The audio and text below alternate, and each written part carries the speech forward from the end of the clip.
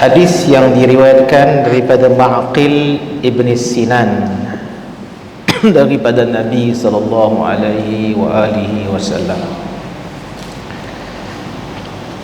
Qala Rasulullah sallallahu alaihi wa alihi wasallam,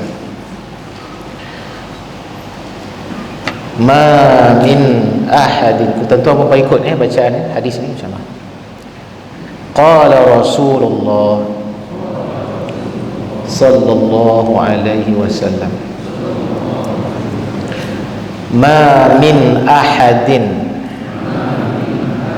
yakunu ala syai'in min umuri hadhil ummah fala ya'dilu fihim illa kabbahullahu finnar. Baik, hadis riwayat daripada Imam Hakim dengan sanad yang sahih. Maksud hadis, tidaklah seseorang itu memegang suatu urusan umat ini namun tidak berlaku adil terhadap mereka, melainkan Allah akan menyebabkannya ke dalam neraka. Utsman ibn Muhammad Al-Khanafi, status hadis saduq, status sanad saduq, taraf perawi saduq ada kurang daripada perawi siqah. Hadis sahih ini daripada Al-Maqburi, daripada Abu Hurairah radhiyallahu an, daripada Nabi sallallahu alaihi wa alihi wasallam bersabda. Tuan-tuan ikut bacaan hadis lagi sekali. Hadis seterusnya, man ju'ila qadiyan bainan nas faka'annama zubiha bighairi sikin. Okey, maksud hadis, sesiapa yang diangkat sebagai hakim dalam kalangan manusia, maka seolah-olah dia telah disembelih tanpa menggunakan pisau. Seolah-olah dia siapa? Hakim atau qadiyan. Zubih, disembelih tanpa guna sikin, guna pisau. Okey, dua hadis ini kita akan belajar pada malam ni, yang merupakan di antara nas atau dalil yang dimuatkan dalam kitab Al-Kabair oleh Imam Al-Hafiz Az-Zahabi dalam tajuk dosa besar hakim yang jahat. Hakim yang jahat. Sila semak hadis ya. Saya akan syarahkan lebih dulu, maksud saya berikan pencerahan ya. Hadis yang last kita baca, man ju'ila qadiyan bainan nas, siapa yang diangkat sebagai hakim dalam kalangan manusia, yakni liyahkuma wa yaqdi bainan nas. Hakim yang dilantik itu bertugas untuk memutuskan satu hukuman, wa yaqdi bainan nas, dan menyelesaikan suatu urusan antara manusia. Ini dalam satu-satu kes. Faka'annama ta'arrada lizabhi, maka seolah-olah ia hakim itu terdedah ia dengan az-zabah, dengan sembelihan. Ya, terdedah dengan sembelihan. Faham ke tak faham ni? Tak orang nak faham lagi kan? Termasuk orang yang baca ni. Baik, kita nak tengok apakah yang dimaksudkan hakim yang telah dilantik lalu dia membuat satu keputusan dalam kehakiman untuk memutuskan satu perkara antara benar dan tidaknya, maka ia dianggap disembelih biar sikin tanpa menggunakan pisau. Dia sebut dalam hadis tadi. Baik, di sini kata disembelih. Li'anna al-qadi baina azabain. Seorang hakim ni kedudukan dia terletak antara dua azab. Dua azab. Dua azab. Azab fi dunya, azab di dunia. In adla fi hukmihi, apabila dia bersikap adil dalam menjatuhkan satu hukum. Tuan-tuan, perempuan, antara dua azab. Itu dia kata kena sembelih tu. Antara dua azab. Hakim tadi dia telah meletakkan diri dia berada antara dua azab. Sama ada salah satu kena atau dua-dua sekali. Okey. Kita ambil salah satu. Pertama, azab di dunia. In adla fi hukmi, jika dia berlaku adil pula, dia ambil jalan yang benar, dia ambil jalan untuk memutuskan satu hukuman dan menegakkan hukum itu dengan sifat adilnya, maka dia juga diazab. Macam mana tu? Li'annahu la yurda ahada tarfain, sebab ada orang tak suka. Ada orang tak suka dengan keputusan hakim itu apabila ia menegakkan keadilan dalam melaksanakan hukuman. Siapa yang tak suka? Yang ada kuasa yang tak suka. Jika yang ada kuasa ini tidak suka dengan keadilan yang ditegakkan oleh hakim, sudah tentulah azab kepada hakim tadi. Betul tak betul? Azab yang macam mana? Tuan-tuan dan puan-puan, sama ada hakim itu dilucutkan jawatannya sebagai hakim sebab menegakkan keadilan, atau dikenakan sesuatu hukuman di sebalik keputusan yang telah diputuskan oleh hakim yang adil, dan keputusan yang adil itu tadi tidak memihak kepadanya, sebaliknya mengundang azab atau musibah yang menimpanya, maka mungkin juga hakim itu akan dijatuhkan hukuman oleh orang yang ada kuasa. Macam-macam hukum. Dan ini berlaku dalam masyarakat umat Islam sejak zaman berzaman. Sejak zaman berzaman. Nanti kita tengok contoh-contoh kalau ada masa, ada ruang nanti, insya-Allah. Maknanya tak boleh nak tentukan satu hukum sebab ia telah dikuasai oleh seseorang yang lain, ahad tarafain yang ada di belakangnya. Walaupun dia seorang hakim yang bijak dan adil dalam memutuskan hukuman. Macam mana ni? Nak putuskan satu hukuman dengan adil pun tak boleh tak? Sedangkan itu adalah tanggungjawab dia. Itu dikatakan oleh Rasulullah SAW tadi, bila seorang hakim bila dilantik untuk memutuskan satu hukum, maka dia dianggap macam disembelih dengan pisau atau dengan tanpa pisau. Disembelih dengan tanpa pisau. Jadi pelik pula. Pernah tak kita dengar seorang ataupun satu lah kan, kalau nak disembelih tanpa menggunakan pisau? Memang pelik. Kenapa disebut begitu oleh Rasul sallallahu alaihi wasallam? Ada sebab. Okey, kejap lagi kita tengok. Azab yang pertama, azab kat dunia. Nak adil pun tak boleh juga. Habis tu buatlah putusan yang tidak adil. Buatlah putusan tidak adil. Baik, kalau putusan tidak adil, wa adzabi fil akhirah, azabnya pula di hari akhirat. Inna zulma fi hukmihi, sebab kezaliman berlaku dalam hukumnya, maka hakim yang zalim tadi yang dijanjikan oleh Rasulullah sallallahu alaihi wasallam, illa kabbahu Allahu finnar, pasti mukanya akan diseret ke dalam neraka, dalam arti kata lain menyebabkan ia menyembamkan wajahnya ke dalam neraka Allah Subhanahu wa taala.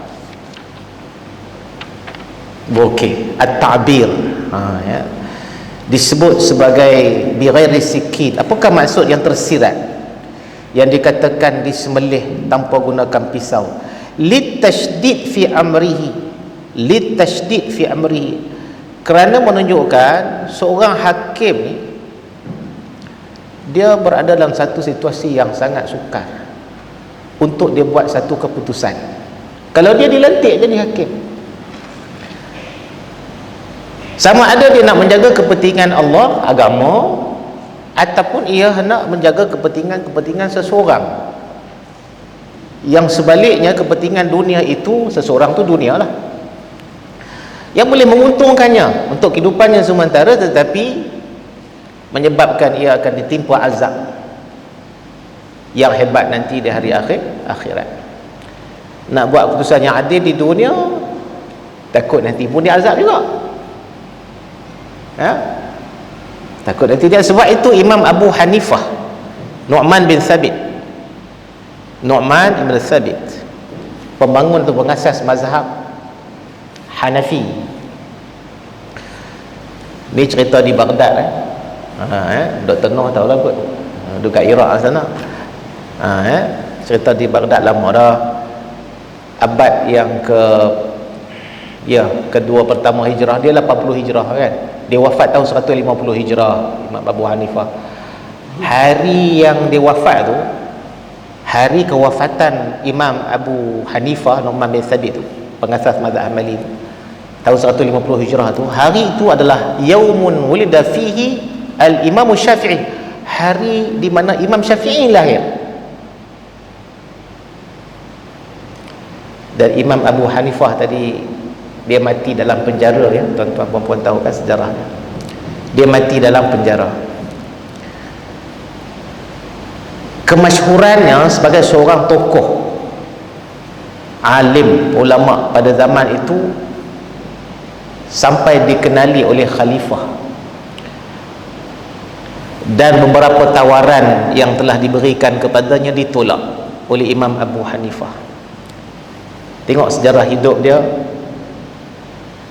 Pemerintah dia beri satu tawaran kepada Imam Abu Hanifah, antaranya ialah menguruskan Baitul Mal sebagai ketua lah, ya. Tapi dia tolak tawaran. Dia kena penjara sebulan, tak nak terima tawaran daripada pemerintah. Sebagai wali lah, wali ni maksudnya pengurus lah, yang menguruskan. Pada zaman tersebut ada wali yang zalim, saya tak nak sebut lah nama-nama mereka itu, tapi kita nak sebut tentang sejarah hidup Abu Hanifah, ya. Dalam penjara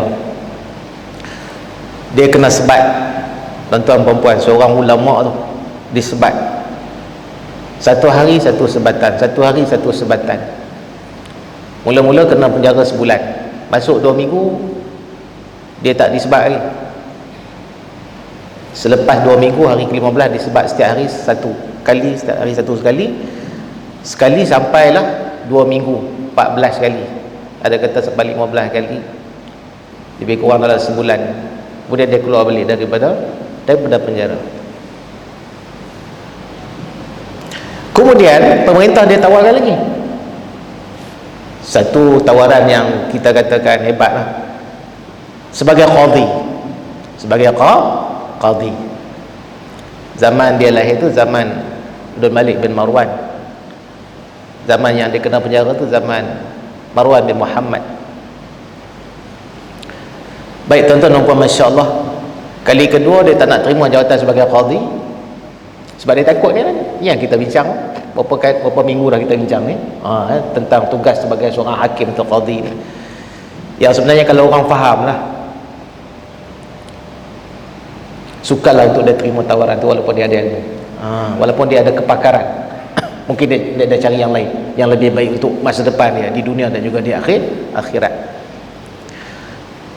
Baik, kena penjara lagi, kena penjara lagi, disebat pula lagi, tuan-tuan, Masya Allah, 10 kali sebatan satu hari.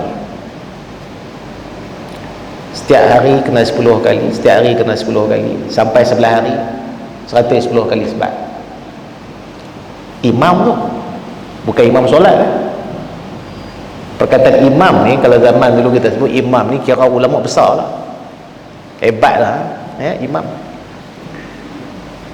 Masya Allah, tuan-tuan dan perempuan, yang terakhir sebelum dia meninggal dunia, masa tu umur 50 lebih lah, umur dia dah 50 lebih.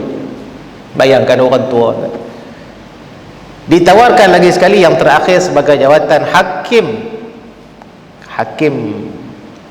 kepada khalifah, hakim kepada khalifah. Besarlah jawatan tu.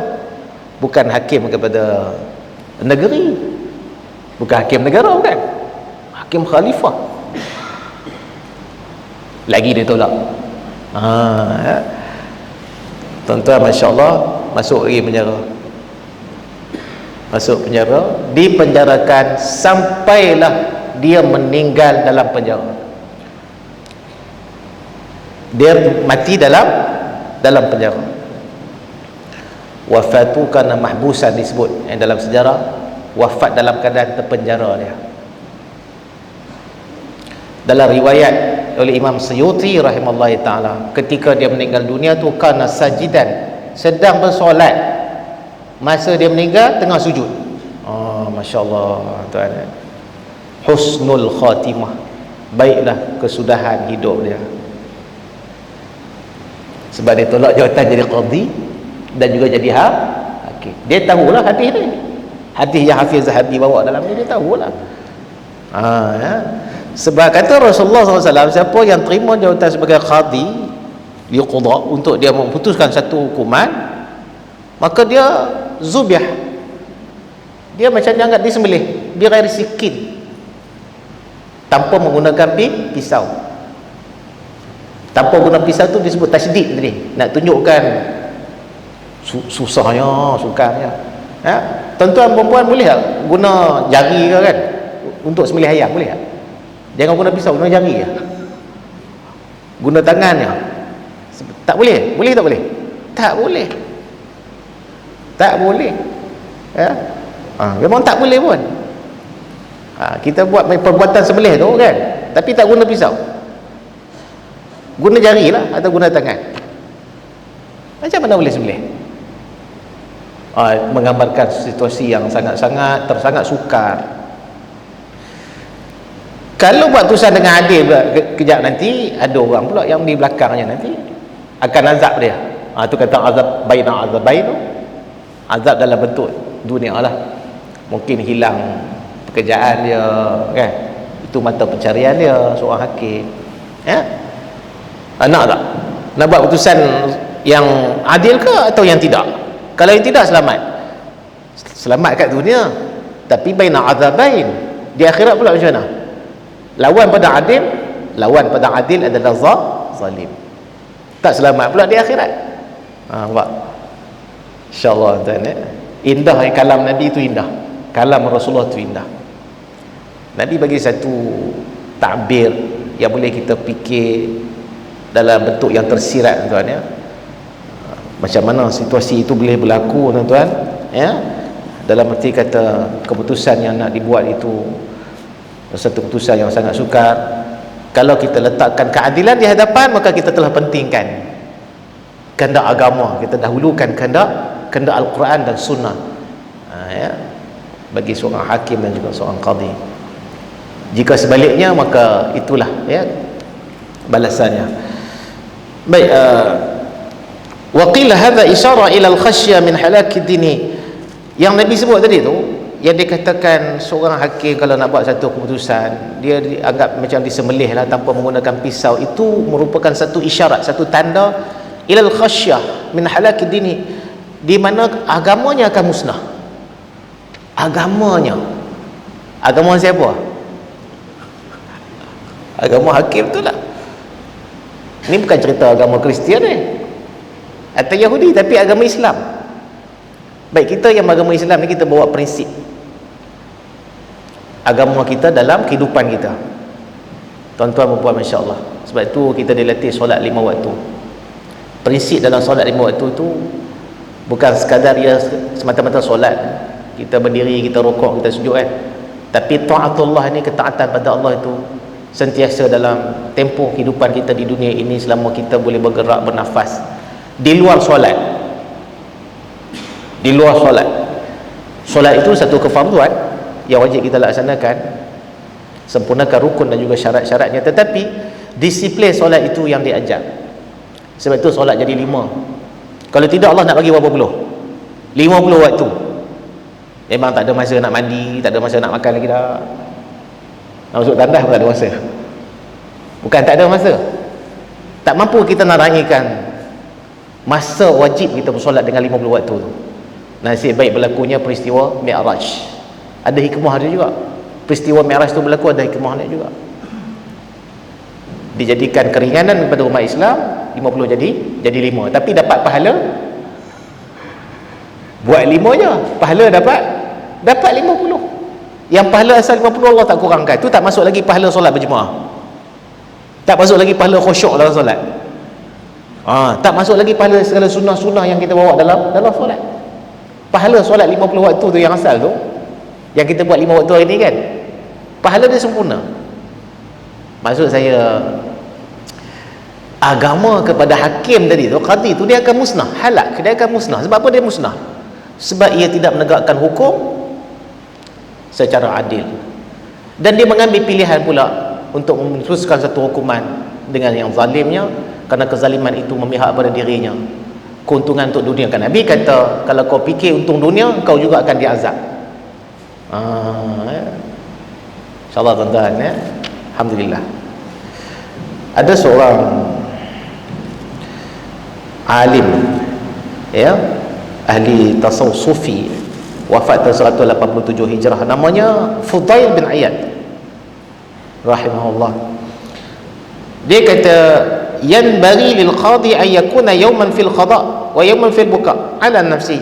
Sepatutnya seorang hakim atau seorang qadi ni dalam tempoh 2 hari kan. Pertama, 1 hari dia kena dia kena laksanakan kerja dia lah, qadi, untuk putuskan apa-apa hukum. Tapi 1 hari lagi berbaki tu dia kena apa? Al-buka, dia kena menangis. Dia kena menangis ala nafsi, kena muhasabah. Setiap kali putusan yang dia buat tu, dia kena muhasabah. Takut nanti putusan itu ada putusan yang tidak diredai oleh Allah Ta'ala, tidak betul dengan syariatnya, maka dia kena menangis. Tangis dulu di dunia ini sebelum kita menangis di akhirat sana. Tuan-tuan dan puan, sebenarnya bukan qadi ya, kena muhasabah. Maksud sini dia kena muhasabah lah. 1 hari tak apa kau kerja, 1 hari lagi tu kau muhasabah lah diri kau. Banyak menangis kerana kemungkinan putusan-putusan dibuat itu tidak tepat mengikut konsep keadilan yang diajar oleh agama. Saya sebut tadi bukan qadi saja. Jangan kata ni biar qadi dia muhasabah diri dia. Semua umat manusia, umat Islam, setiap orang. Ingat balik kata Sayyidina Umar Al-Khattab radhiyallahu anhu. Umar kata apa? Hasibu anfusakum qabla an tuhasabu. Hendaklah kamu, wahai umat Islam, muhasabah diri kamu sebelum kamu dihisab atau diperhitungkan amalan-amalan kamu nanti di hari akhirat. Wazinu anfusakum qabla an tuwazzanu. Hari ni kat dunia timbang-timbanglah dulu amalan kamu sebelum nanti amalan kamu ditimbang di hari akhirat. Baik, kalau kita kata tadi untuk qadi kan, sekarang ni untuk umum kita lah. Kena muhasabah. Qadi dah tentulah, sebab dia nak putuskan satu hukuman yang berat kan. Tapi kita ni pun manusia yang mungkin tak ada jawatan apa-apa, tapi kita berhadapan dengan manusia juga. Kita pun berhadapan dengan manusia juga.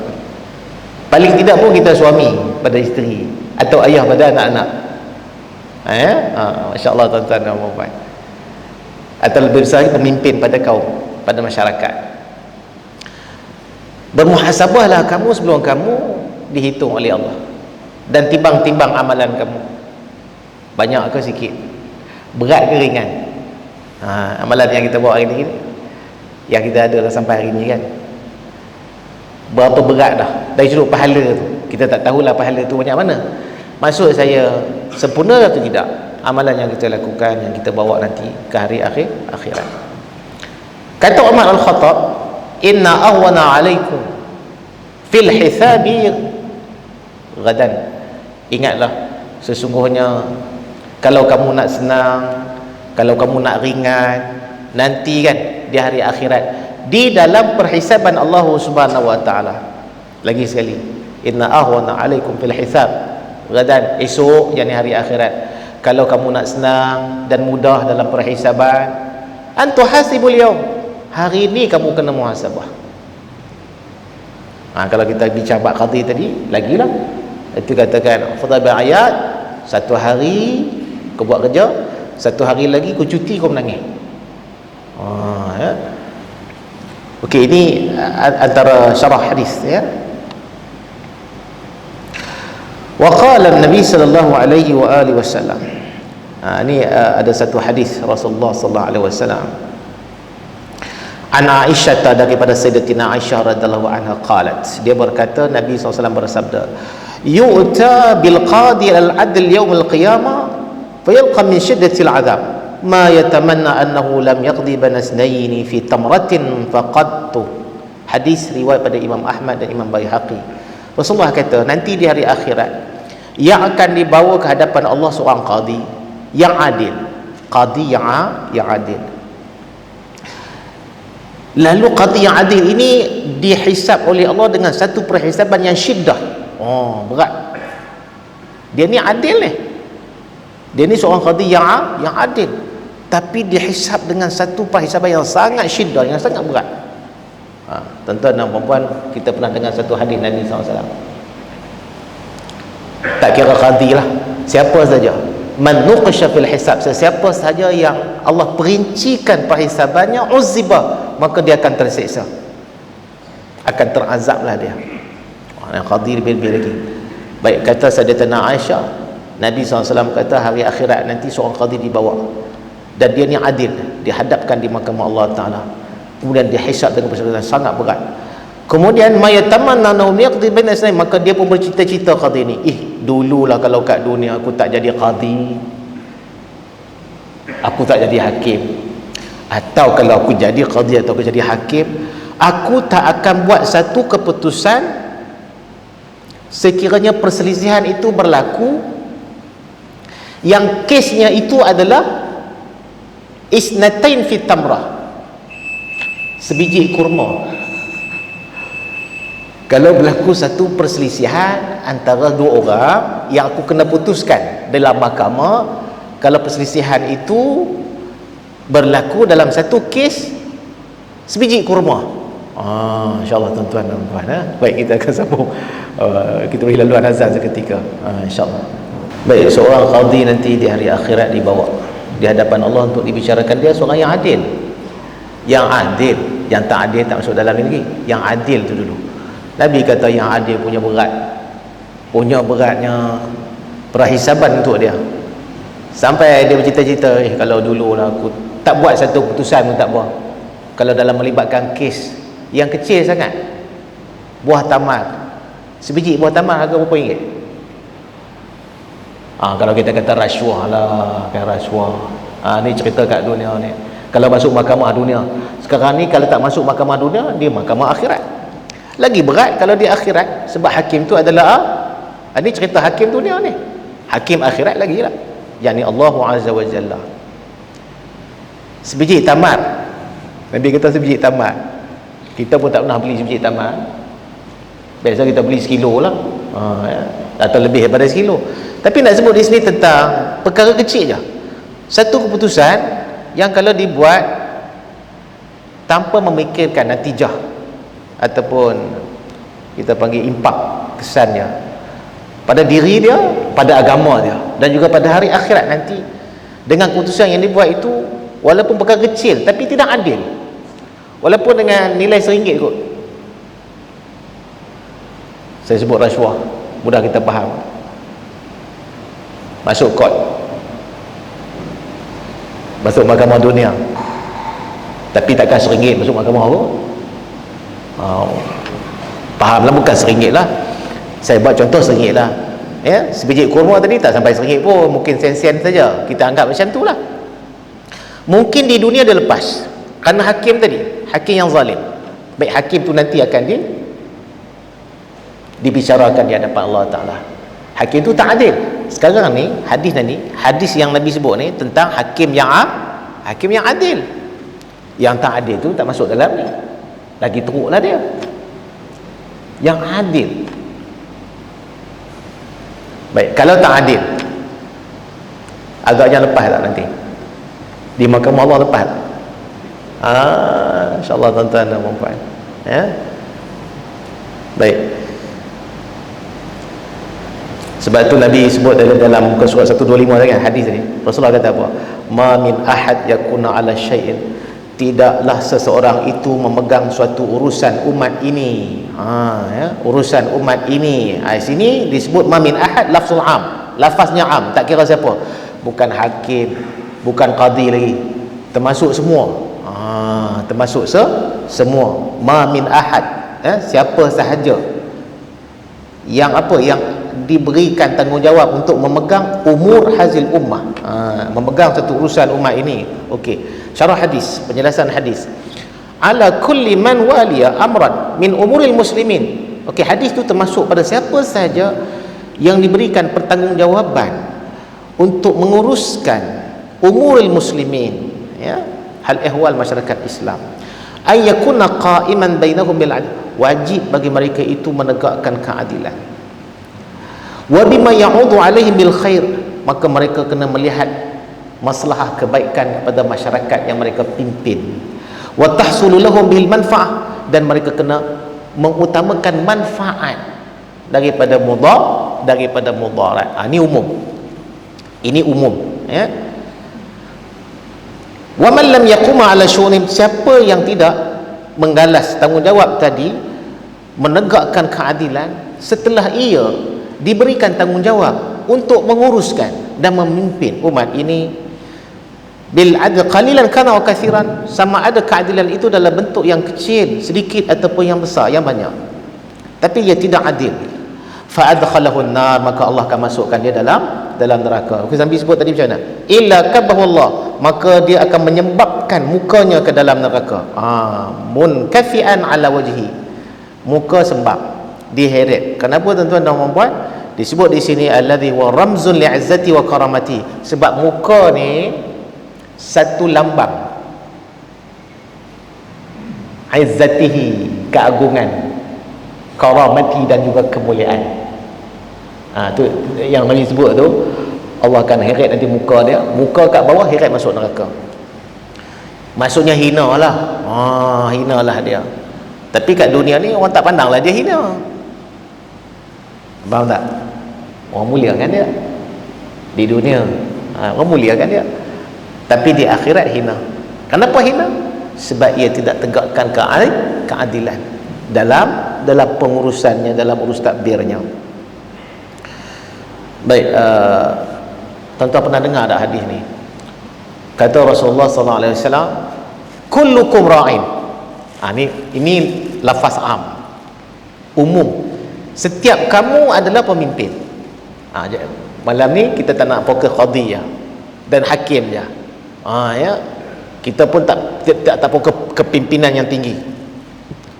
Kita ambil hadis ni kullukum, sebab Nabi sebut tadi ma min ahad, setiap seorang daripada kamu. Kullukum, setiap orang daripada kamu itu ra'in, pemimpin. Wa kullu ra'in mas'ulun 'an ra'iyati, setiap daripada kamu yang akan nanti yang jadi pemimpin tu, tak kala pemimpin apa pun, akan disoal oleh Allah nanti tentang tanggungjawab kepimpinannya. Tu Nabi sebut yang pertama al-imam, pemimpin negeri, negara, sultan dan sebagainya. Ra'in, dia adalah pemimpin. Wa mas'ulun 'an ra'iyati, maka dia bertanggungjawab di atas kepimpinannya. Dan tentu nanti tuan-tuan dan puan, dia akan ditanya di hadapan Allah Ta'ala. Okey, Yang tu, yang kedua.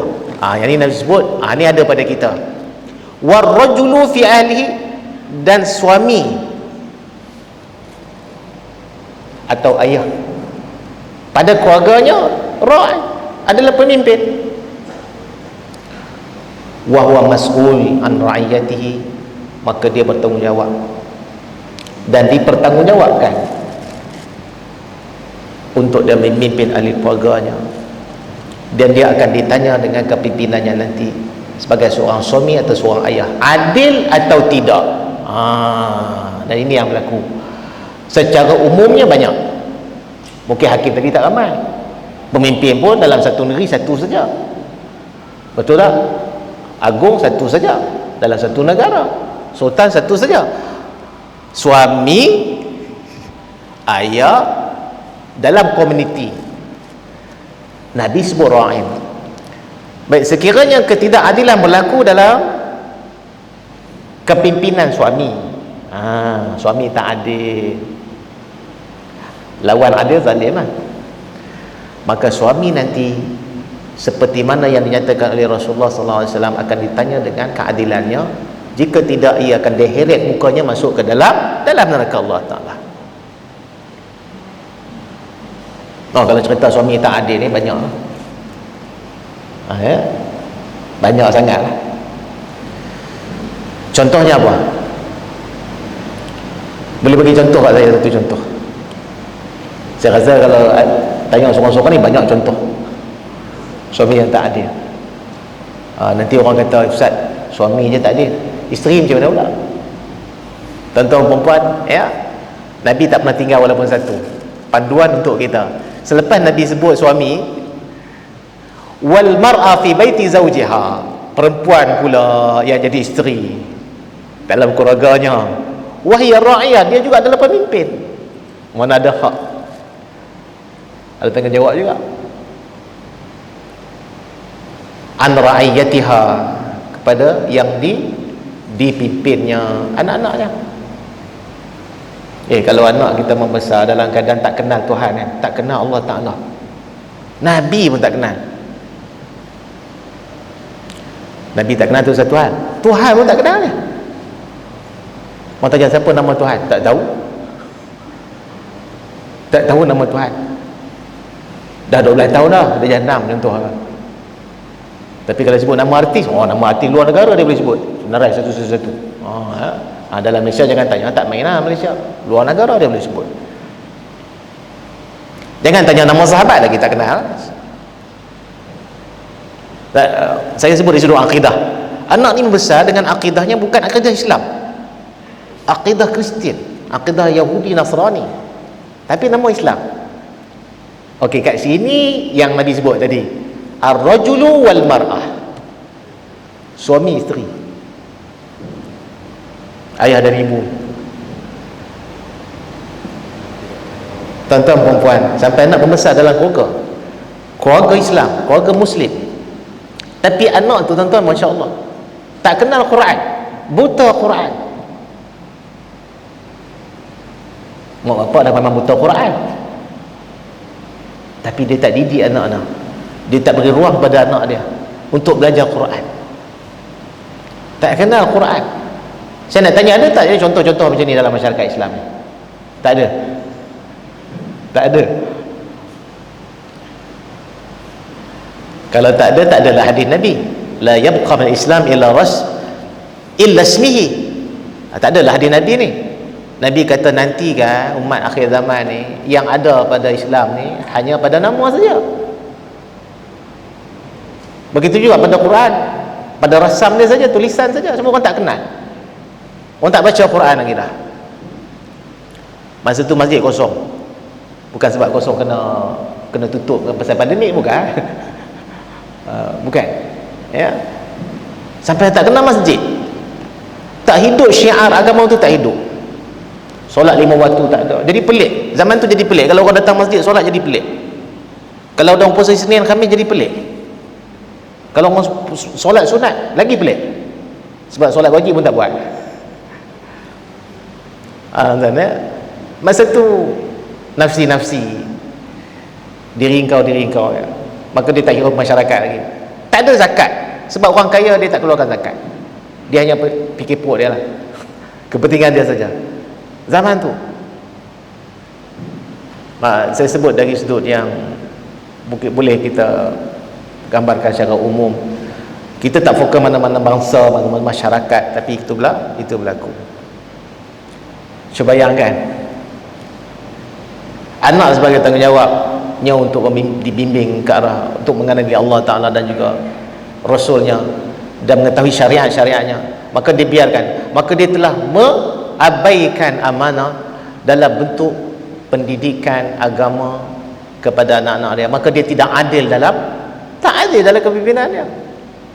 Sebab itu hak dia. Macam seorang pemimpin, dia patut melihat maslahah, kebaikan kepada rakyat. Itu yang menjadi keutamaan dan manfaat kepada rakyat, menolak mudarat dan seumpama dengan dia dari sudut yang skop yang lebih besar. Tapi saya sempitkan tadi dalam komuniti, dalam family, dalam masyarakat, keluarga. Sebab masyarakat ni membentuk suatu bangsa. Ya, bangsa Melayu ni boleh tahan juga, punya besar dia berbanding dengan bangsa Arab lah. Sebab tu Rasulullah SAW ingatkan, ya, la fadla baina arabi wala ajami illa bittaqwa. Ya, wahai sahabat-sahabatku, wahai umat Islam, tidak ada kelebihan, ya, bangsa itu tak ada kelebihan, sama ada kau Arab ke atau ajam atau bukan Arab ke, tak ada kelebihan pun pada nama bangsa tu. Yang melebihkan kamu dalam Islam adalah ketakwaan kamu di sisi Allah Subhanahu wa taala. Ada satu kes seorang ayah, dia dera anak dia, dera anak, hari-hari pukul anak, sampai anak tu tuan-tuan nak pegang pensel nak menulis bergetar-getar tangan. Orang tanya sebab apa ni? Ya, dia kalau didik ni bukan tak boleh pukul, tapi pukul tu dalam bentuk pendidikan, bukan melepas geram atau menghukum. Ya. Mana sifat yang perlu ada, yang wajib ada kepada seorang ayah? Ar-Rahim tu, ya, kepada anak-anak. Man la yarham la yurham. Nabi kata siapa yang tak ada sifat rahim, menyayangi, maka dia tidak akan disayangi, tidak akan dirahmati oleh Allah Subhanahu wa taala. Baik, kalau anak tak solat tu lain cerita. Ya, dah sampai 15 tahun pun tak solat lagi ni. Tak betul rukun-rukun solat 15 tahun dah ni, 18 tahun, 20 tahun dah. Tak patutlah. Sebab tu Nabi kata yang 10 tahun tu kena didik, pukul sikit, pukul pendidikan, mengajar dia umur 7 tahun. Wadribu li'ashrin, dah sampai 10 tahun tak nak solat juga, pukul lah. Macam tu, tapi dalam bentuk pendidikan. Baik, ini suami yang tak adil, isteri tak adil punya, isteri yang nusyus umpamanya pada suami. Perbincangan ni jadi lebih besar, tuan-tuan, ya. Selamat tak mereka? Tak selamat. Kenapa tak selamat? Sebab Nabi sebut dah tak selamat. Jangan kita nampak qadhi dengan hakim saja. Dalam bab adil dalam rumah tangga, perlu merata. Okey, saya nak tutup kuliah ni ada satu hadis Rasulullah sallallahu alaihi wasallam, tuan-tuan dengar. Ya. An Abdullah bin Amr. Hadis riwayat pada Imam Tabarani dan Imam Baihaqi rahimahullah taala. Yuja' bil wali yaum al qiyamati fayunbadhu bihi ala jisr jahannam fartaj bil jisr irtijaja fa in kana muti'an lillahi fi 'amalihi madha bihi wa in kana 'asiyan lillahi ta'ala fi 'amalihi inhara bihi al jisr fayuhwi bihi fi jahannam miqdar 50 aman. Baik, nanti kan di hari akhirat, setelah selesai perhisaban, setelah selesai timbangan amalan, setiap seorang daripada kita akan melintasi sirat, ya, melintasi sirat. Maka didatangkan bil wali yang dikatakan pemimpin tadi. Saya sebut secara yang lebih umum lah, ya. Tak kira lah sama ada pemimpin kau ke, qadhi ke, hakim ke, kau adalah suami ke, isteri dan sebagainya, yang mengalas, yang membawa tanggungjawab, ya, kepimpinan dan juga tanggungjawab yang dimaksudkan tadi dalam bentuk amanah yang dipikulkan, dibawa nanti di hari kiamat meniti sirat, yaumul qiyamah. Fayumbatu bihi ala jisr jahannam, maka diletakkan dia di atas jisir jahannam, jabatan di bawahnya adalah jahannam. Tuan-tuan puan-puan, dalam hadis-hadis Nabi sallallahu alaihi wasallam, sirat tu yang kita sebut sirat-sirat tu kan, titian tu kan, dia yudrab baina jambai jahannam, dia diletakkan di tengah-tengah jambai, dia ada pinggir. Neraka jahannam ni dia ada pinggir, ada kanan ada kiri, ya. Maka di tengah-tengah tu itulah jisir, itulah sirat, dan itulah tempat terakhir yang akan ditempuh oleh semua manusia sebelum masuk dalam syurga ataupun wal'iyazubillah min zalik, neraka Allah Ta'ala. Yang ni akan, ya, dibawa nanti di hari akhirat, dia berada di atas jisir jahannam. Fartajja bil jisr, maka jambatan itu titian itu irtaj ni maksudnya dia bergerak, bergoyang tuan ya. Dia bergoyang. Tuan-tuan perempuan pernah dengar kan, orang kata panjang dia berapa panjang sirat tu. Nabi tak sebut panjang mana, cuma ada riwayat-riwayat daripada ulama-ulama salaf kata kan, dia punya panjang ini riwayat, ni bukan hadis Rasulullah ya. Kata 5,000 tahun perjalanan mendaki sahaja, di tengah-tengah pula masa melintang sana tu 5,000 tahun lagi, turun pula lagi 5,000 tahun. Nak kata gambarkan betapa panjangnya tu.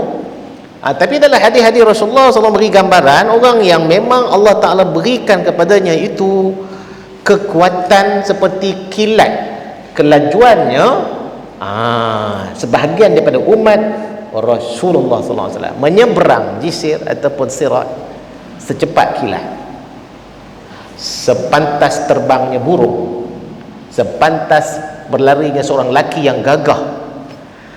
Ada Nabi kata yang terpaksa merangkak atas sirat, Kibban Yakub dia merangkak atas sirat. Semuanya ala qadri amali, ikut kadar amalan masing-masing. Tuan-tuan perempuan, kita hari ni dalam rumah tangga, suami isteri kan, dan anak-anak, amalan masing-masing tak sama. Dr. Noh punya amalan tak sama dengan orang rumah Dr. Noh punya amalan. Kena percaya lah. Ala qadri amali, Nabi sebut ala qadri amali. Banyak tempat dalam hadis Nabi sebut ala qadri amali. Seorang itu berada di mahsyar dan dia akan diazab oleh Allah Ta'ala di padang mahsyar dengan matahari ditegakkan atas kepalanya sekadar satu jengkal itu, ataupun miqdaril mail yang katakan. Mail itu adalah masafah satu batu, ya. Okey, apapun itu pandangan ulama, maksudnya matahari itu dekat atas kepala, ala qadri amali, ikut kadar amalan juga. Satu tuan-tuan puan, berusahalah, sama-sama berusahalah, merebut dan carilah peluang-peluang untuk lebih selamat. Ruang-ruang yang ada hari ini untuk kita kumpulkan dan banyakkan amalan-amalan tadi. Yang penting amalan yang berkualiti. Kalau kuantiti ada, kualiti lagi cantik. Sebab tak sama antara satu amalan dengan seorang yang lain. Amalan si anak tak sama dengan si bapa, si ayah. Suami dan isteri tak sama. Tapi kalau dah sakit nak mati baru teringat nak buat bekal, tak ada lah. Walaupun ada masa lagi lah, tapi rugilah, sangat rugi. Masa muda-muda ni tuan-tuan, masa muda-muda ni, Masya Allah tuan, Cikgu Lan kita muda lagi, baru 20 lebih nampak Cikgu Lan ni, semangat Masya Allah, ya. Berdiri gagah lagi Masya Allah tuan-tuan dan puan, ya. Saya respect tuan-tuan perempuan yang dah jadi YB ni, saya respect. Banyak YB ni respect, ya. Saya pun tak tahu lagi sama ada sampai umur tu ataupun bila dah sampai. Kalau sampai juga tak tahulah, boleh lagi kau datang masjid atau macam mana, Allah alam. Allah bagi semangat pada tuan-tuan dan perempuan ni, Masya Allah tuan. Alhamdulillah, setakat malam ni lah, Alhamdulillah tuan, ya. Imam Abu Hanifah pun kena penjara sampai usia 68 tahun, mati dalam penjara. Ada kata 70 tahun mati dalam penjara, yang saya sebut tadi tu. Dia pun reda tuan, dalam penjara dia pun reda. Kita pernah masuk penjara? Pernah masuk penjara? Masuk melawat aku. Kalau masuk melawat lah. InsyaAllah tuan, dia tak sama tuan, Masya Allah tak sama. Ala qadri amalihim, ikut amalannya. Maka bergoyang haji sirat tadi, irtija aja. fa in kana muti'an, kalaulah dia tadi seorang yang taat kepada Allah, muti'an lillah, taat kepada Allah, tak kira lah suami, isteri yang ada kepimpinan tu, yang ada tanggungjawab memimpin tadi, yang Nabi kata semua pemimpin. Jangan kita pandang pemerintah saja, jangan pandang kerajaan, bukan. Ini umum, ya. Ini umum. Nabi kata semua sekali ada tanggungjawab dia. Khalifah. Antara masya-Allah, kena muhasabah balik. Baik, kalau dia taat kepada Allah Taala fi amali, pada amalannya, madhabihi, maka dia akan berjalan dan selamat dia di atas tu. Madhabi maksudnya selamat dia. Dia boleh berlalu itu selamat. Wa in kana asian, kalau dia ni asiat. Asian ni melakukan maksiat. Dalam perjalanan hidup dia banyak maksiat. Sampai akhir hayat dia bermaksiat pada Allah Taala. Jangan kita faham maksiat ni mencuri ataupun berzina atau ambil rasuah, makan rasuah, beri rasuah, itu sebagai apa? Maksiat. Orang yang tak solat tu juga dikatakan sebagai asi. Kalau di hari terakhir dia hidup, dia tak sembahyang. Sebab tu kita doa, tuan-tuan, masya-Allah, perempuan banyak-banyak, mudah-mudahan Allah Taala hidupkan kita hari terakhir tu dalam keadaan kita sihat. Takut-takut dalam keadaan sakit, tuan-tuan, masya-Allah, dalam keadaan sihat pun kadang tak boleh nak solat. Cukup pada masanya, tepat pada waktunya, takut-takutlah. Apatah lagi kalau tak sihat, kalau sakit. Takut-takut mati tu dalam keadaan satu waktu ditinggalkan, matinya asi. Dia jadi bermaksiat kepada Allah Ta'ala. Hari ni tak apalah, kita rasa okey lah. Solat 5 waktu pun datang masjid, alhamdulillah. Qiyamul lail pun boleh tahan juga, awal bangun. Ya, tapi pada hari terakhir kita hidup tu, yang katakan Nabi banyak berdoa, Allahumma khtimni bi husnul khatimah, la takhtim alayya bi su'il khatimah. Tak tahu ya tuan-tuan, saya pun tak tahu, tuan-tuan, kita pun tak tahu. Yang mana yang dah pergi, alhamdulillah dah, semua yang baik-baik belaka. Yang kita belum, tapi yang belum ni pun kita kena banyak berdoa. Matilah dalam keadaan kita redha, dan mohonlah ketika meninggal itu dalam situasi yang husnu al-khatimah, keadaan yang sangat baik. Muti'an, kalau dia muti'an, kalau dia taat kepada Allah, selamat dia. Kalau dia tidak, pada amali, pada pekerjaannya, in harafa bi jisr, maka jabatan tadi atau titian itu tadi, in haraf,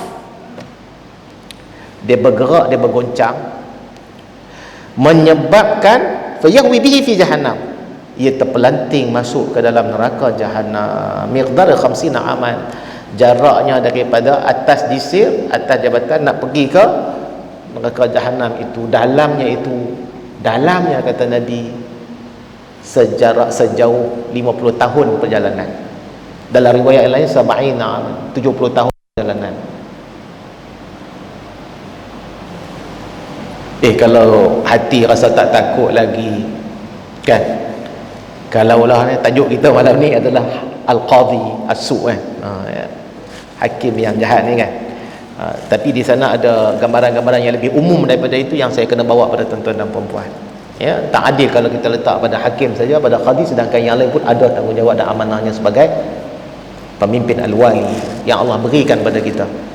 Ya, ini Allah bagi tugas khalifah ni kita tak dapat daripada manusia, kita dapat daripada Allah. Inni ja'ilun fil ardi khalifah. Khalifah hebatlah. Kalau kita dilantik oleh manusia sebagai pemimpin, kita rasa tu hebat dah. Tapi khalifah ni Allah yang lantik. Tak perlu kita pergi cari siapa-siapa nak ambil jawatan ni, tapi dah memang lahir ke dunia jadi khalifah. Suami pun khalifah, isteri pun khalifah, anak-anak tadi pun khalifah juga.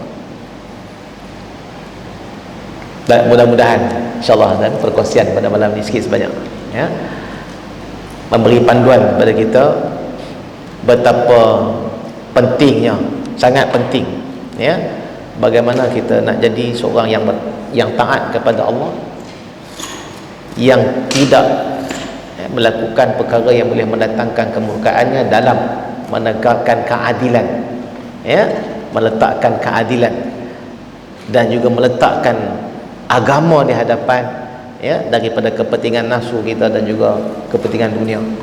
Walaupun di sana ada kepentingan-kepentingan tersebut yang menguntungkan kita hanya untuk sementara sahaja, tapi kita kena ingat bahawa di sana nanti adalah tempat yang akan kita tempuhi dan kekallah untuk selama-lamanya. Kita tak perlu fikir akhirat itu terlampau jauh, sebab akhirat yang dekat dengan kita adalah alam barzakh yang kita bergerak ke arahnya, yang kita tak pernah pandang ke belakang, kita bergerak ke hadapan dan berjalan menuju kepadanya. Setiap satu hari yang Allah berikan pada kita umur untuk kita hidup, ingatlah kita makin pendek umur, makin hampir dengan Allah Subhanahu wa taala. Jangan kita kata, oh aku hari ni panjang umur aku dah, masuk hari ni hari yang ulang tahun ke 100 tahun. Tak, dah jadi pendek dah. Mungkin umur yang 100 tahun tu yang terakhir dah batasan usia kita. Dan hari ni yang 100 tahun itulah hari yang terakhir untuk kita kena fikir macam tu. Jangan pula yang muda-muda kata aku selamat lagi lah pasal aku muda lagi, baru 20 lebih, 20-an, 30-an, 30 lebih.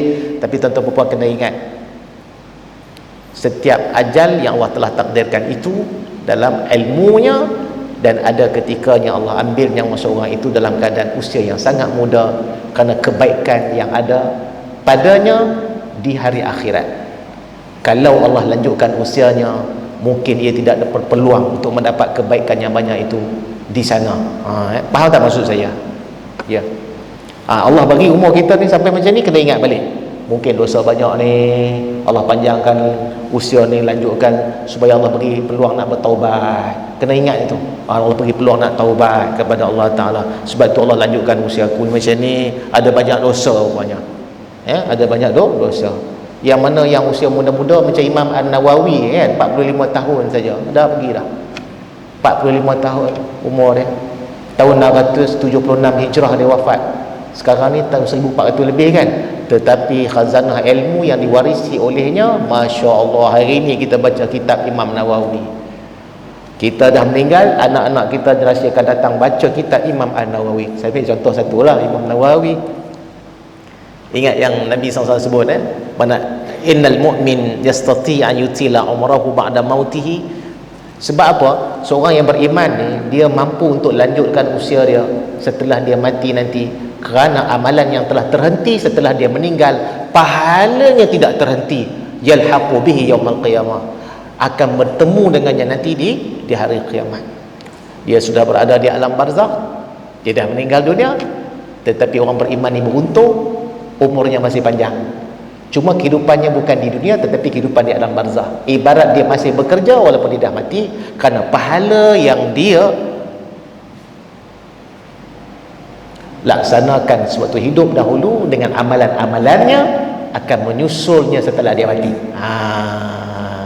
Menyusul setelah dia meninggal dunia. Antaranya apa? Antaranya adalah sadaqatun jariyah. Sedekah jariyah, wakaf.